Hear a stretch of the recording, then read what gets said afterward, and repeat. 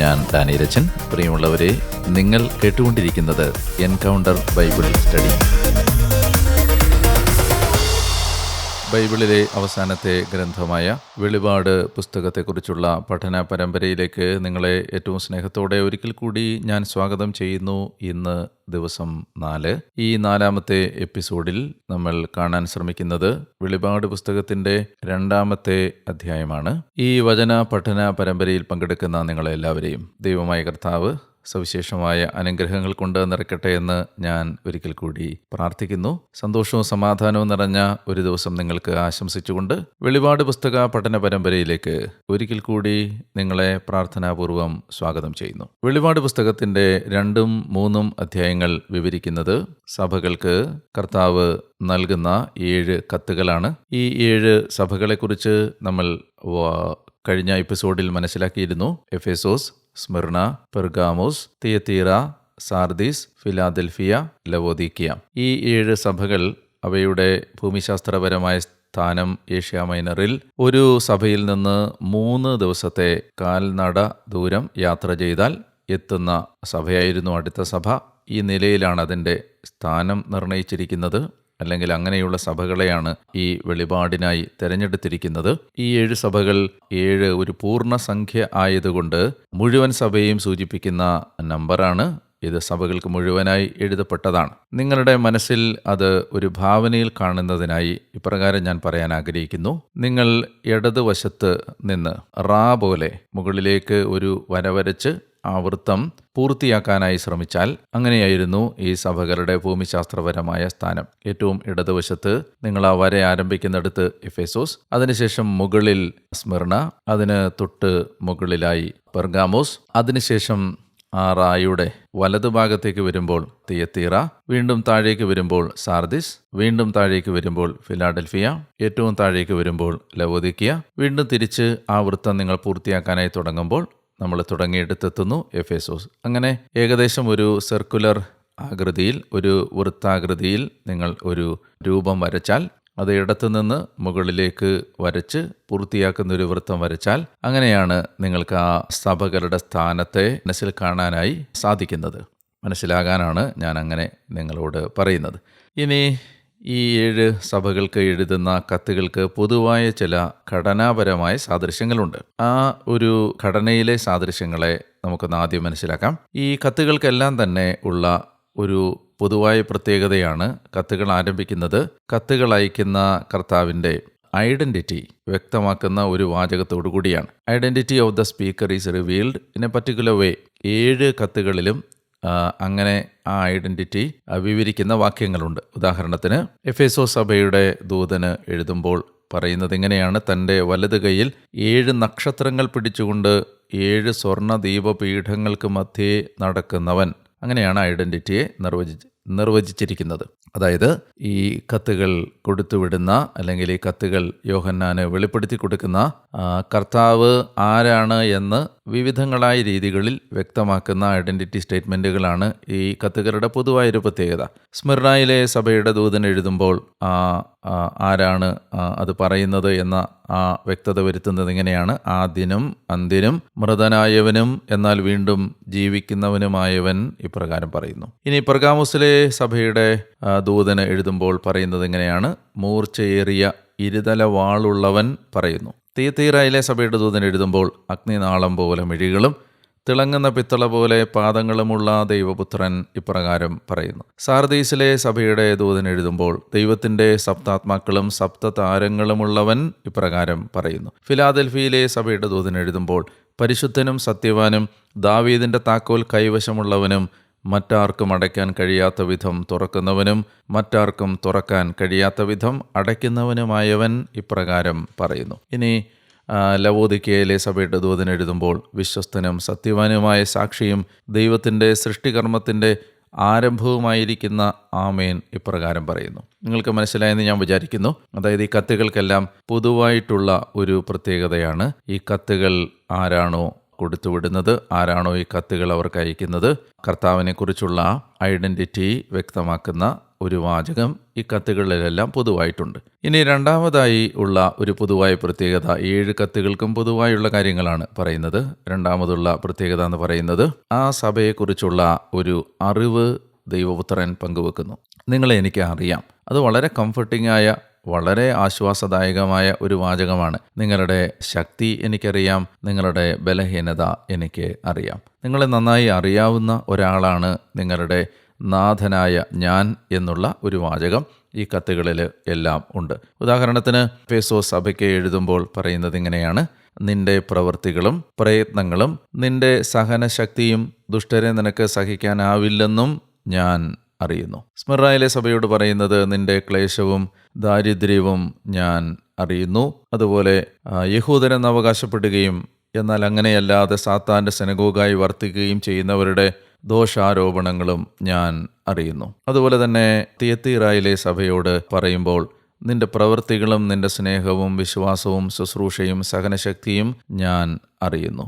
സാർദീസിലെ സഭയോട് പറയുന്നത് നിന്റെ പ്രവൃത്തികൾ ഞാൻ അറിയുന്നു. ഇങ്ങനെ ഈ ഒരു അറിവ്, സഭകളെ സംബന്ധിക്കുന്ന ഒരു അറിവ്, നിങ്ങളുടെ ശക്തി എനിക്കറിയാം, നിങ്ങളുടെ ബലഹീനത എനിക്കറിയാം, നിങ്ങളുടെ വേദനകളും എനിക്ക് അറിയാം. ഇനി മൂന്നാമതായി ഈ കത്തുകൾക്ക് പൊതുവായിട്ടുള്ള പ്രത്യേകത, സഭകളെക്കുറിച്ചുള്ള ഒരു വിലയിരുത്തൽ നാഥനായ ദൈവം കർത്താവ് നടത്തുന്നു എന്നതാണ് മൂന്നാമത്തേത്. അതിനകത്ത് അവരുടെ ഏതെങ്കിലും നന്മ ഉണ്ടാവും, അവർക്ക് ഒരു പ്രോത്സാഹനത്തിൻ്റെ വാചകം ഉണ്ടാകും, അതുപോലെ തന്നെ അവർക്ക് ശാസനയുടെയും തിരുത്തലിൻ്റെയും ഒരു വാചകമോ ഒന്നിലധികം വാചകങ്ങളോ ഉണ്ടാവും. അതാണ് മൂന്നാമത്തെ പ്രത്യേകത. നാലാമത്തേത്, ഈ കത്തുകൾ അവസാനിക്കുന്നത് ആത്മാവ് സഭകളോട് പറയുന്നത് എന്തെന്ന് ചെവിയുള്ളവൻ കേൾക്കട്ടെ, ചെവിയുള്ളവൻ കേൾക്കട്ടെ. He who have ears to hear. അത് പഴയ നിയമത്തിലെ നിയമാവർത്തന പുസ്തകം 6-ാം അധ്യായത്തിലെ 4-ാമത്തെ വാക്യത്തിലെ ഷമ ഇസ്രായേൽ, ഇസ്രായേലെ കേൾക്കുക എന്ന വാചകത്തിന് സമാന്തരമായി പറയപ്പെട്ടിരിക്കുന്ന ഒരു വാചകമാണ്. അതായത് ഈ പറയുന്ന കാര്യങ്ങൾ നാഥനായ ദൈവം അരുളി ചെയ്യുന്നത്, കർത്താവായ യേശു ക്രിസ്തു വിജയം വരിച്ച, ക്രൂശിക്കപ്പെട്ട് വിജയം വരിച്ച് രക്ഷ നേടിത്തന്ന കർത്താവ് പറയുന്നത് കേൾക്കണം. ആ കേൾവിയിൽ നിന്നാണ് ദൈവജന സഭയുടെ ഒരു അതിജീവനം, സഹനങ്ങളിലെ പിടിച്ചു നിൽപ്പ്, ചെറുത്തുനിൽപ്പ് എല്ലാം ഉണ്ടാകുന്നത് കേൾക്കുന്നത് വഴിയാണ് എന്നുള്ളതാണ് അവിടെ ഉദ്ദേശിക്കുന്ന ഒരു പ്രധാനപ്പെട്ട ആശയം. പഴയ നിയമത്തിൽ നമുക്കറിയാം, ഇസ്രായേലെ കേൾക്കുക, നിന്റെ ദൈവമായ കർത്താവാണ് ഏക കർത്താവ് എന്ന് പറയുന്ന ആ പ്രാർത്ഥനയുടെ അല്ലെങ്കിൽ ആ അനുശാസനത്തിൻ്റെ ഒരു സമാന്തര രൂപമായിട്ടാണിത്. ഷമാ ഇസ്രായേൽ ആദ്വനായി എലോഹേനോ ആദ്വനായി എഹാദ് എന്നാണ് അവർ പ്രാർത്ഥിച്ചിരുന്നത്.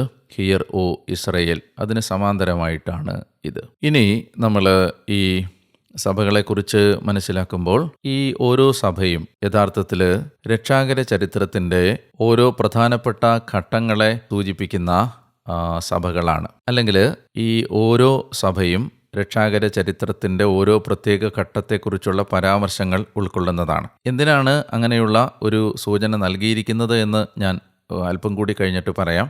നിങ്ങൾക്ക് മനസ്സിലാകാൻ ഒരിക്കൽ കൂടി ഞാനത് പറയുന്നു. അതായത് എഫേസോ സഭ, സ്മിർന, പെർഗാമം, തിയത്തീറ, സാർദീസ്, ഫിലാദൽഫിയ, ലവുദിക്യ, ഇതെല്ലാം തന്നെ കർത്താവ് മനുഷ്യരക്ഷയ്ക്കായി നമുക്ക് വേണ്ടി നിർവഹിച്ച രക്ഷാകര കഥയുടെ ഓരോ ഘട്ടങ്ങളെ സൂചിപ്പിക്കുന്നതാണ് ഓരോ സഭയും. അപ്പോൾ ഉദാഹരണത്തിന് എഫേസോ സഭ പുരാതന കാലത്തെ സൂചിപ്പിക്കുന്നതാണ്. അതുകൊണ്ടാണ് അതിനകത്ത് ജീവന്റെ വൃക്ഷത്തെക്കുറിച്ചുള്ള പരാമർശം ഉള്ളത്. അതുപോലെ തന്നെ സ്മിർനയിലെ സഭ പേട്രിയാർക്കൽ പീരീഡ്, പിതാക്കന്മാരുടെ അബ്രഹാം, ഇസഹാക്ക്, യാക്കോബ് തുടങ്ങിയ അവരുടെ കാലത്തെക്കുറിച്ച് സൂചിപ്പിക്കുന്നതാണ്. അതുകൊണ്ടാണ് അതിനകത്ത് യഹൂദരെക്കുറിച്ചുള്ള യഹൂദർ എന്നുള്ള ആ വാക്കും പരാമർശവും ഉള്ളത്. പെർഗാമോസിലെ സഭ അതിനകത്ത് പുറപ്പാടും അതുപോലെ മരുഭൂമിയിലെ അലച്ചിലുകളും സൂചിപ്പിക്കുന്ന ഒരു സഭയാണ്. അവിടെ ബാലാമിനെ കുറിച്ചുള്ള റെഫറൻസ് ഉണ്ട്, അതുപോലെ മന്നായെക്കുറിച്ചുള്ള സൂചനയും ഉണ്ട്. തിയത്തീറയിലെ സഭ രാജകീയ ജനത എന്ന ആ ബൈബിൾ കാലഘട്ടത്തെ സൂചിപ്പിക്കുന്നതാണ്. അവിടെയാണ് ജസബലിനെ കുറിച്ചുള്ള പരാമർശം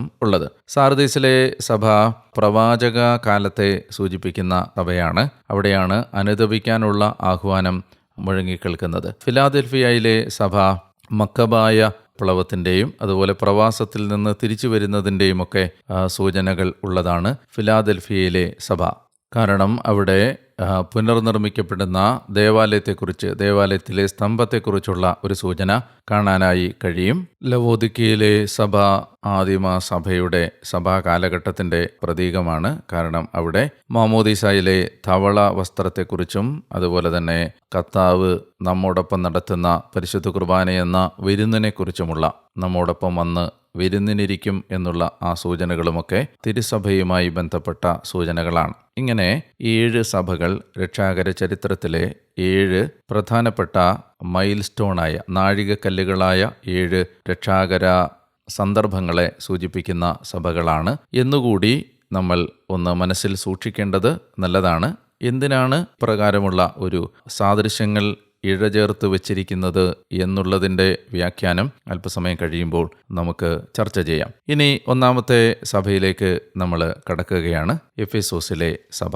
നമ്മൾ ഓരോ സഭയെയും ചർച്ച ചെയ്യുമ്പോൾ സഭയ്ക്ക് ഓരോ പേരുകൾ മനസ്സിലാക്കാനായി നൽകുകയാണ്. എഫേസോസിലെ സഭയെ നമുക്ക് ഇങ്ങനെ വിളിക്കാം, എ ലവ് ലെസ് ചർച്ച്, ഒരു സ്നേഹരഹിതമായ സഭ, ഒരു സ്നേഹം നഷ്ടപ്പെട്ട സഭ. എഫേസോസ് നമുക്കറിയാം പൗലോസ് അപ്പോസ്തലൻ ശുശ്രൂഷ ചെയ്ത സ്ഥലമാണ്. തിമോത്തിയായിരുന്നു പൗലോസ് അപ്പോസ്തലൻ്റെ സഹയാത്രികനായിരുന്ന, മകനെപ്പോലെ അദ്ദേഹം ഗണിച്ചിരുന്ന ശിഷ്യനായിരുന്ന തിമോത്തിയായിരുന്നു എഫേസോസിലെ സഭയുടെ ആദ്യത്തെ മൂപ്പൻ, എൽഡർ അഥവാ മെത്രാൻ. അതുപോലെ തന്നെ ഇത് പരിശുദ്ധ അമ്മ താമസിച്ചിരുന്ന സ്ഥലം എഫേസോസ് ആയിരുന്നതുകൊണ്ട് മാതാവ് ഉണ്ടായിരുന്ന സഭയാണ്, മാതാവിൻ്റെ സാന്നിധ്യം ഉണ്ടായിരുന്ന സഭയാണ്. അതുപോലെ തന്നെ യോഹന്നാൻ അപ്പസ്തോലൻ അദ്ദേഹത്തിൻ്റെ സ്ഥലമാണ് എഫേസോസ്. അപ്പോൾ ഈ വളരെ പ്രാധാന്യമർഹിക്കുന്ന ഈ സഭ തിയോളജിക്കലി വളരെ കറക്റ്റായ ഒരു സഭയായിരുന്നു. അവരുടെ ദൈവശാസ്ത്രം വളരെ കൃത്യമായിരുന്നു. ഒരിക്കലും ഈ സഭയെ വിശ്വാസ സംബന്ധമായ ഒരു തിരുത്തലുകൾ അപ്പസ്തോലന്മാരാരും തന്നെ ഈ സഭയ്ക്ക് നൽകിയതായി നമ്മൾ കാണുന്നില്ല. ഉദാഹരണത്തിന് പൗലോസ് അപ്പസ്തോലൻ എഫേസോസ് ലേഖനം എഴുതുമ്പോൾ വിശ്വാസ സംബന്ധമായ ദൈവശാസ്ത്ര സംബന്ധമായ ഒരു തിരുത്തലുകളും ആ ലേഖനത്തിൽ നമുക്ക് കാണാനായിട്ട് കഴിയില്ല. കാരണം അവർ വിശ്വാസപരമായി ഡോഗ്മാറ്റിക്കായി തിയോളജിക്കലായി കൃത്യത പുലർത്തിയിരുന്ന ഒരു സഭയാണ്. എന്നാൽ അവർക്കെതിരെ നൽകപ്പെടുന്ന ആരോപണം ഡോഗ്മാറ്റിക്കലി അവർ വളരെ കറക്റ്റായിരിക്കുമ്പോഴും ആ സഭയ്ക്ക് നഷ്ടപ്പെട്ടത് അവർക്കുണ്ടായിരുന്ന ആദ്യ സ്നേഹം ആയിരുന്നു. അതാണ് കർത്താവിൻ്റെ ആരോപണം. നമുക്ക് ആ ഭാഗങ്ങൾ വായിക്കാം. എഫേസോസിലെ സഭയുടെ ദൂതന് എഴുതുക, തൻ്റെ വലങ്കൈയിൽ 7 നക്ഷത്രങ്ങൾ പിടിച്ചുകൊണ്ട് 7 സ്വർണ്ണ ദീപപീഠങ്ങൾക്ക് മധ്യേ നടക്കുന്നവൻ ഇപ്രകാരം പറയുന്നു: നിന്റെ പ്രവൃത്തികളും പ്രയത്നങ്ങളും നിന്റെ സഹനശക്തിയും ദുഷ്ടരെ നിനക്ക് സഹിക്കാനാവില്ലെന്നും ഞാൻ അറിയുന്നു. അപ്പസ്തോലന്മാരെന്ന് സ്വയം പറയുകയും എന്നാൽ അങ്ങനെ അല്ലാതിരിക്കുകയും ചെയ്യുന്നവരെ പരിശോധിച്ച് അവർ വ്യാജം പറയുന്നവരാണെന്ന് നീ കണ്ടുപിടിച്ചു. സഹനശക്തി നിനക്കുണ്ട്, എൻ്റെ നാമത്തെ പ്രതി ഭാരം വഹിച്ചിട്ടും നീ തളർന്നില്ല. എങ്കിലും നിനക്കെതിരെ എനിക്കൊന്നുണ്ട്, നിന്റെ ആദ്യ സ്നേഹം നീ ഉപേക്ഷിച്ചു. അതിനാൽ നീ ഏതവസ്ഥയിൽ നിന്നാണ് വീണതെന്ന് ഓർക്കുക, മാനസാന്തരപ്പെട്ട് ആദ്യത്തെ പ്രവൃത്തികൾ ചെയ്യുക. അതായത് സ്നേഹം നഷ്ടപ്പെട്ട ഒരു സഭ, അധർമ്മം വർദ്ധിക്കുന്നതിനാൽ സ്നേഹം ഒടുവിൽ തണുത്തുറഞ്ഞു പോകും എന്ന ഗുരുവചനങ്ങൾ മറന്നുപോയ ഒരു സഭ. ഇത് ഏത് കാലഘട്ടത്തിലെയും സഭകൾക്ക് പൊതുവായി ബാധകമാകാവുന്ന ഒരു ദുരന്തമാണ്, ഒരു ആരോപണമാണ്. അതായത് നമുക്ക് നമ്മുടെ വിശ്വാസ സംബന്ധമായ ബോധ്യങ്ങളെല്ലാം കൃത്യതയുള്ളതായിരിക്കുമ്പോഴും സ്നേഹം നഷ്ടപ്പെട്ട എല്ലാ കാര്യങ്ങളും ഒരു യാന്ത്രികതയുടെ പേരിലോ ആചാരത്തിൻ്റെ പേരിലോ കൃത്യമായി അനുഷ്ഠിക്കപ്പെടുന്ന ചില ശീലങ്ങളുടെ പേരിലോ ഒക്കെ ചെയ്തു പോകാൻ സാധ്യതയുള്ള സ്നേഹം നഷ്ടപ്പെട്ട ഒരു സഭ. അതുപോലെ തന്നെ സഹനശക്തി എന്ന് പറയുന്ന ഒരു പ്രമേയം നമ്മൾ നോട്ട് ചെയ്യേണ്ടതാണ്. അത് വെളിപാടിൽ ആവർത്തിക്കപ്പെടുന്ന ഒരു പ്രധാനപ്പെട്ട തീമാണ് എൻഡ്യൂറൻസ് അഥവാ സഹനശക്തി. ഈ സഹനശക്തിയുള്ള സഭയായിരുന്നു എഫേസോസ്. എന്നാൽ അവരെക്കുറിച്ച് പറയുന്ന മറ്റൊരു പ്രശംസാവചനം, വ്യാജ പ്രബോധകരോട് അവരൊരിക്കലും സഹിഷ്ണുത കാണിച്ചില്ല. നമ്മൾ തിന്മകളിൽ കഴിയുന്നവരോട് അല്ലെങ്കിൽ പാപത്തിൽ കഴിയുന്നവരോടൊക്കെ കരുണയോടെ പെരുമാറാനുള്ള ഒരു ഉദ്ബോധനം പുതിയ നിയമത്തിലുണ്ട്. എന്നാൽ ഒരിക്കലും തെറ്റായ പ്രബോധനങ്ങളോട് സഹിഷ്ണുത കാണിക്കാൻ ബൈബിൾ പറയുന്നില്ല. അതുകൊണ്ട് വ്യാജ പ്രബോധനങ്ങൾ വരുമ്പോൾ ടോളറൻസ് ഒരു വെർച്യു, ഒരു പുണ്യം അല്ല. അതുപോലെ തന്നെ ഈ സഭയോട് ആവശ്യപ്പെടുന്ന വളരെ പ്രധാനപ്പെട്ടൊരു കാര്യമാണ്, നീ അനുതപിച്ച് ആദ്യത്തെ പ്രവൃത്തികൾ ചെയ്യുക. മാനസാന്തരപ്പെട്ട് ആദ്യത്തെ പ്രവൃത്തികൾ ചെയ്യുക. നമ്മൾ മനസ്സിലാക്കേണ്ട വളരെ പ്രധാനപ്പെട്ട ഒരു കാര്യമാണിത്. അനുതപിക്കുക എന്നത് സുവിശേഷം സ്വീകരിക്കുന്നതിന് ഒരുക്കമായ ഒരു ആരംഭ യോഗ്യത മാത്രമല്ല, ഒരു വിശ്വാസിയുടെ ജീവിതത്തെ സംബന്ധിച്ച് അനുതപിക്കുക, മാനസാന്തരപ്പെടുക, മാനസാന്തരത്തിൻ്റെയും വിലാപത്തിൻ്റെയും ജീവിതം നയിക്കുക എന്നത് ഒരു നിരന്തരമായ യോഗ്യതയാണ്. Repentance is not only an initial requirement of the gospel, rather it's a continuous requirement. നിരന്തരമായ ഒരു യോഗ്യതയാണ് അനുതപിക്കുക എന്നുള്ളത്.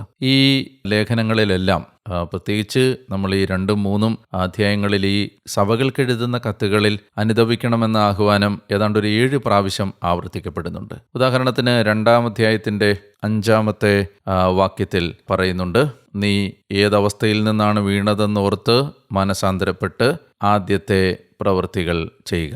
അതുപോലെ തന്നെ 3-ാം അധ്യായത്തിൻ്റെ 3-ാമത്തെ വാക്യത്തിൽ ഉണ്ട്, അതിങ്ങനെയാണ്, അതുകൊണ്ട് നീ സ്വീകരിച്ചതും കേട്ടതും എപ്രകാരമാണെന്ന് അനുസ്മരിച്ച് അത് കാത്തു സൂക്ഷിക്കുകയും മാനസാന്തരപ്പെടുകയും ചെയ്യുക. അതുപോലെ 2:15-16 വീണ്ടും പറയുന്നുണ്ട്.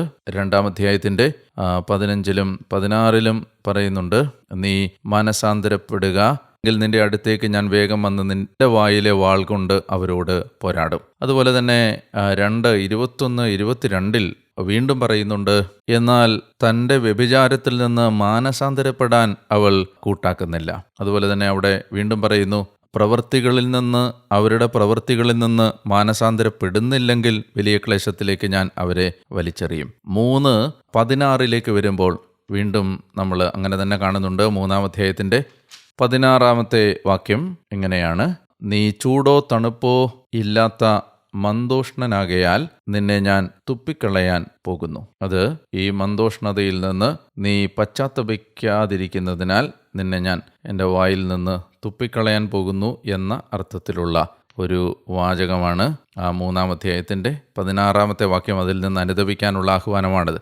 3:19 വീണ്ടും നമ്മൾ കാണുന്നുണ്ട്, ഞാൻ സ്നേഹിക്കുന്നവരെ ശാസിക്കുകയും ശിക്ഷിക്കുകയും ചെയ്യുന്നു, അതുകൊണ്ട് തീക്ഷ്ണതയുള്ളവനാവുക, മാനസാന്തരപ്പെടുക. ഇങ്ങനെ നമുക്ക് ഏതാണ്ട് 7 പ്രാവശ്യം മാനസാന്തരപ്പെടാനുള്ള ആഹ്വാനം ഈ 7 സഭകൾക്ക് എഴുതുന്ന കത്തുകളിൽ തന്നെ കാണാനായിട്ട് കഴിയും. അങ്ങനെ അനുതപിക്കുന്നില്ലെങ്കിൽ എഫെസോ സഭയോട് പറയുകയാണ്, നീ അങ്ങനെ അനുതപിച്ച് നിന്റെ ആദ്യത്തെ പ്രവൃത്തികൾ ചെയ്യുന്നില്ലെങ്കിൽ, നീ മാനസാന്തരപ്പെടുന്നില്ലെങ്കിൽ, ഞാൻ നിന്റെ അടുത്ത് വരികയും നിന്റെ ദീപപീഠം അതിൻ്റെ സ്ഥാനത്ത് നിന്ന് നീക്കിക്കളയുകയും ചെയ്യും. അതായത് ഈ സഭ ഇല്ലാതാവും, അതിൻ്റെ അസ്തിത്വം ഇല്ലാതാവും. That will go out of existence എന്നാണ് ഇവിടെ പറയുന്ന ഒരു താക്കീത്. ഇനി നിലനിന്ന് വിജയം വരിക്കുന്നവന് എന്ത് ലഭിക്കും? അവിടെ പറയുകയാണ്, ആത്മാവ് സഭകളോട് പറയുന്നത് എന്തെന്ന് ചെവിയുള്ളവൻ കേൾക്കട്ടെ. വിജയം വരിക്കുന്നവന് ദൈവത്തിൻ്റെ പറുദീസയിലുള്ള ജീവന്റെ വൃക്ഷത്തിൽ നിന്ന് ഞാൻ ഭക്ഷിക്കാൻ കൊടുക്കും. അതായത് അവന് നിത്യത ലഭിക്കും, അല്ലെങ്കിൽ അമർത്യത ലഭിക്കും എന്നാണ് ആ പറയുന്ന ബിംബത്തിൻ്റെ ഇമേജിൻ്റെ അർത്ഥം. ഞാൻ നേരത്തെ സൂചിപ്പിച്ചിരുന്നു, അതായത് ഇസ്രായേല് കടന്നുപോയ, അല്ലെ ഇസ്രായേലിനെ ദൈവം കടത്തിവിട്ട രക്ഷാകര സംഭവങ്ങളുടെ 7 പ്രധാനപ്പെട്ട മോമെൻറ്റുകളെ സൂചിപ്പിക്കുന്നതാണ് ഈ 7 സഭകൾ എന്ന് ഞാൻ പറഞ്ഞിരുന്നു. എന്തുകൊണ്ടാണ് അങ്ങനെ ഒരു ഇമേജറി അല്ലെങ്കിൽ അങ്ങനെ ഒരു സാദൃശ്യം ഇവിടെ നൽകപ്പെട്ടിരിക്കുന്നത് എന്ന ചോദ്യത്തിൻ്റെ ഉത്തരം ഇതാണ്. അതായത് ഇസ്രായേല് ഈ രക്ഷാകര ഘട്ടങ്ങളിലൂടെയെല്ലാം കടന്നുപോയപ്പോൾ അവർ നഷ്ടപ്പെടുത്തിയത്, അല്ലെങ്കിൽ അവർക്ക് നഷ്ടപ്പെട്ടത്, അവിശ്വാസം മൂലം അവർക്ക് പ്രാപിക്കാൻ കഴിയാതിരുന്നതെല്ലാം വിശ്വസ്തതയുള്ള ഒരു സഭ സ്വന്തമാക്കും, നേടിയെടുക്കും. വിശ്വസ്തതയുള്ളൊരു സഭയ്ക്ക് അതെല്ലാം അവകാശമായി ലഭിക്കും. രക്ഷാകര ചരിത്രത്തിൽ ഓരോ കീ മോമെൻറ്റുകളിലും ദൈവം പ്രോമിസ് ചെയ്ത എല്ലാ വാഗ്ദാനങ്ങളും ഒരു വിശ്വസ്തത കാത്തു സൂക്ഷിക്കുന്ന സഭ പ്രാപിക്കും എന്ന ഓർമ്മപ്പെടുത്തലിനായിട്ടാണ് ഈ 7 സഭകളുമായി ബന്ധപ്പെട്ട് രക്ഷാകര ചരിത്രം മുഴുവൻ ഏതാണ്ട് ഒന്ന് റീവൈൻഡ് ചെയ്തെടുക്കുന്ന വിധത്തിൽ, ഒന്ന് ബ്രീഫ് ചെയ്ത് മനസ്സിലാക്കുന്ന വിധത്തിൽ ചില ബിംബങ്ങൾ അതിനകത്ത് ചേർത്ത് നമുക്ക് വെളിപ്പെടുത്തി തന്നിരിക്കുന്നത്. ഈ യാത്രയിൽ നിങ്ങൾ എന്നോടൊപ്പം പങ്കുചേരുന്നതിന് ഞാൻ ഒരിക്കൽ കൂടി നിങ്ങൾക്ക് നന്ദി പറയുന്നു. നിങ്ങൾ എനിക്ക് വേണ്ടി പ്രാർത്ഥിക്കണം.